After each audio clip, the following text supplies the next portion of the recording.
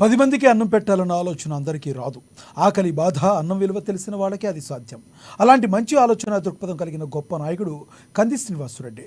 3 ఏళ్ల క్రితం ఆదిలాబాద్ గడ్డపై నిత్యాన్నదాన కార్యక్రమానికి శ్రీకారం చుట్టి దాన్ని నిర్విఘ్నంగా కొనసాగిస్తున్నారు. పట్టణంలోని తన క్యాంపు కార్యాలయం ప్రజాసేవ భవన్ వద్ద ప్రతిరోజు వందలాది మంది ఆకలి తీర్చుతూ తన గొప్ప మనసును చాటుకుంటున్నారు.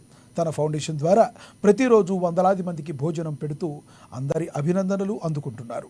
అక్కడ భోజనం చేసిన వాళ్ళంతా అన్నదాత సుఖీభవ అంటూ కంది శ్రీనివాసరెడ్డిని నిండు మనసుతో దీవిస్తున్నారు. ఆయన నిండు నూరేళ్లు చల్లగా ఉండాలంటూ తమ ఆశీర్వచనాలు అందిస్తున్నారు.